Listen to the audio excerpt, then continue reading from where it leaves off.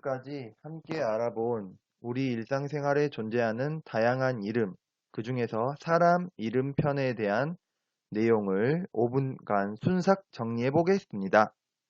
이름은 국가의 신고 유무에 따라서 실명과 가명으로 나뉠 수 있다고 했습니다. 실명은 4가지 종류가 있으며 가명은 보이는 것처럼 많은 종류가 있습니다. 먼저 실명에 대해서 정리해 보겠습니다. 실명은 실제의 이름, 현실 세계에서 자기 자신을 부르는 이름을 의미합니다. 그런 실명은 성명으로 구성되어 있는데요. 성명은 성과 이름을 아울러 이르는 말입니다.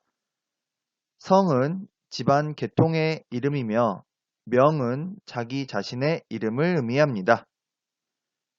본명은 가명이나 별명이 아닌 본디 자기 이름을 의미합니다. 본명은 실명보다 가명이 더 유명할 때 쓰이는데요.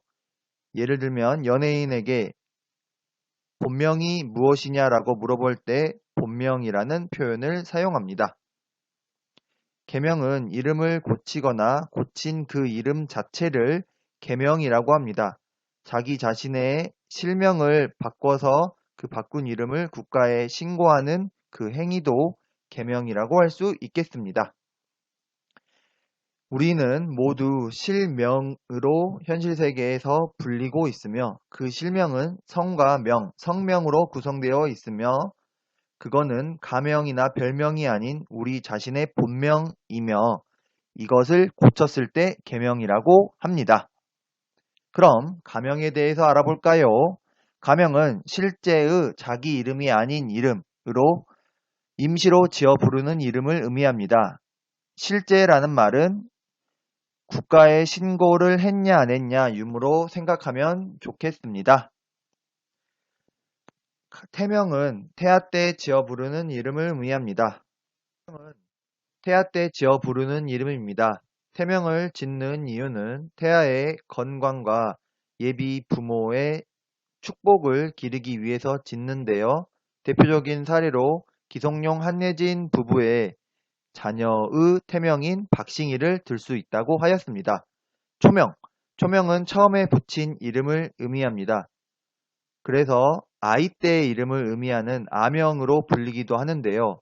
이의 대표적인 사례로 안중근 의사의 아명인 안응칠, 고종황제의 아명인 개똥이를 들 수 있다고 하였습니다.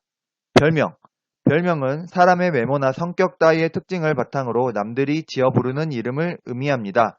별명은 윤우님, 연느님 등이 있다고 하였습니다. 예명은 예능인이 본명 이에 따로 지어 부르는 이름을 의미합니다. 그래서 많은 연예인들이 예명으로 활동하고 있습니다.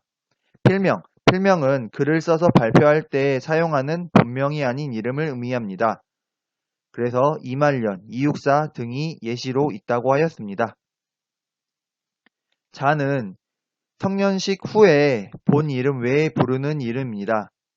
선조들이 자를 지었던 이유는 아이가 성장하여 성년이 되었을 경우에 성년을 한 사회의 성숙한 대상으로 인정하여 그 사람의 이름을 함부로 부르지 않았기 때문에 이름 외에 부를 수 있는 이름이 필요하였습니다. 그래서 자를 지었는데 대표적인 예시로 공자님의 자인 중리를 들 수 있다고 했습니다. 공자님의 이름은 참고로 공구입니다. 호는 본명이나 자 이외에 쓰는 이름으로 허물없이 쓰는 이름을 의미합니다. 오늘날로 따지면 별명 같은 거라고 생각하면 되겠습니다. 그래서 대표적인 사례로 세종대왕 할 때 세종, 충무공 이순신 할 때 충무가 있습니다. 오늘 우리가 해야 될 활동은 이름을 짓는 활동입니다. 지금까지 배웠던 이름의 종류 중에 여러분들이 선택하여서 한 가지만을 지으면 됐는데요. 이름을 짓는 활동을 하기 전에 이름을 짓다를 한자로 어떻게 표현하는지 알아볼까요? 이름을 의미하는 한자랑 짓다를 의미하는 한자가 필요하겠죠. 두 가지를 찾아보면 이름명, 지을작, 명작을 찾을 수 있습니다. 그런데 여기서 한 가지 알아야 될 사실, 우리나라 어순과 한문 어순은 같을까요? 정답을 말하면 다르다가 정답입니다. 우리나라 어순과 한문 어순은 차이가 있는데 한문은 영어와 어순이 유사하다고 생각하면 되겠습니다. 예를 들면 우리나라 어순으로는 나는 너를 사랑해 라는 표현을 영어로는 I love you 라고 표현합니다. love라는 동사가 you라는 명사 앞에 나오죠. 이것처럼 한문도 동사가 앞에 나오고 명사가 뒤에 나옵니다. 그래서 짓다를 의미하는 질 작자가 이름이라는 것을 의미하는 명사 앞에 나와야 됩니다. 그래서 장명이라고 표현을 합니다. 이름을 짓다 장명. 그래서 여러분들이 오늘 할 활동인데요. 장명 활동을 하는데 개명, 별명, 예명, 필명 이런 걸 짓는 활동을 모두 장명이라고 표현합니다. 오늘은 과제 제출이 있네요. 여러분들이 이름을 제작하는 활동을 해봅시다. 자기 자신의 또 다른 이름을 지어보면 정말 재미있겠죠?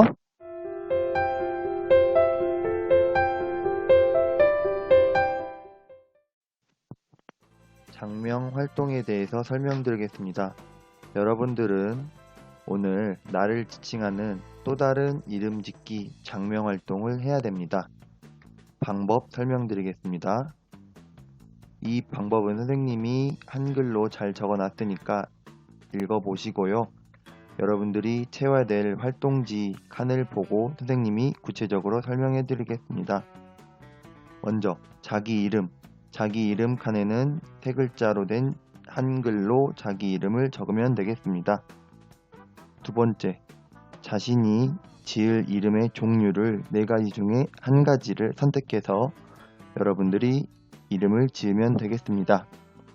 이름에 대한 설명 간단하게 드리면 현재 여러분들이 가지고 있는 이름은 부모님이나 아니면 다른 사람에 의해서 부여받은 이름으로 여러분들이 정하지 않은 이름입니다. 그런 이름에 대해서 혹시나 바꾸고 싶다, 나는 이런 이름으로 한번 불렸으면 좋겠다 하는 친구는 개명 부분을 체크하시고 자기가 짓고 싶은 이름을 지으면 되겠습니다. 두 번째, 나는 현재 가지고 있는 별명이 있거나 다른 친구들이, 다른 사람들이 나를 이런 별명으로 불러줬으면 좋겠다 하는 그런 이름이 있으면 별명을 선택해서 이름을 지으면 되겠습니다. 세 번째, 나는 예능인으로, 연예인으로 활동을 하고 싶다 라고 생각하는 학생은 예명을 체크해서 여러분들이 이름을 지으면 되겠습니다. 네 번째, 나는 웹툰 작가, 그리고 신문 작가, 방송 작가, 아니면 정말 글을 쓰는 작가로 활동하고 싶다. 이런 친구는 필명을 체크해서 이름을 지으면 되겠습니다. 이 중 네 가지 중에 한 가지만 여러분들이 선택해서 이름을 지으면 되고요. 한 가지 선택하여 지은 이름은 이 지은 이름 칸에 땡땡땡이라고 적으면 되겠습니다. 한글로 적어도 되고 한자로 적어도 되고 영어로 적어도 되고 프랑스어로 적어도 되고 어떤 것도 구애받지 않고 여러분들이 여러분들의 이름을, 자기를 불렀으면 하는 또 다른 이름을 지으면 되겠습니다. 그 다음에 그 지은 이름의 의미를 여기에 적으면 되고요. 지은 이름의 의미를 적은 다음에 왜 나는 이 이름을 지었는지에 대한 그 이유를 여기 적으면 되겠습니다. 이에 대한 예시는 선생님이 네 가지 개명, 별명, 예명, 필명별로 정리를 해서 한글 파일에 올려놓았으니까 여러분들이 한글 파일을 참고해서 활동을 하면 되겠습니다. 이렇게 활동을 한 다음에 여러분들은 오늘 꼭 이걸 과제로 제출해 주셔야 됩니다. 과제 제출하는 방법은 지난번 자기 이름을 구성하는 한자를 찾아서 과제를 제출하는 것과 동일합니다. 한문방에 여러분들이 등록된 글 아래 첨부 파일로 이거를 올리던지 활동한 것을 올리던지 아니면은 사진을 찍어서 올리던지 아니면 내용에 그걸 적어서 올리던지 편한 방법대로 해서 과제를 올려주면 되겠습니다. 그리고 그거에 대해서 선생님이 피드백을 해줄 예정이니까 제가 댓글 단 거를 꼭 확인하시고 하면 좋겠습니다. 피드백 해줄 테니까 확인하시고 피드백을 한다는 말은 이게 여러분들 생활기록부나 특기사항에 이렇게 올라갈 수 있다는 걸 의미합니다. 꼭 활동해 줄 거라 믿고 이만 마치겠습니다. 감사합니다. 저작권주의 저작권법에 따라 학교 수업을 위한 저작물은 본 사이트에서만 이용 가능하며 이외의 공간에서 저작물을 공유 또는 게시하는 행위는 저작권법 위반에 해당될 수 있습니다.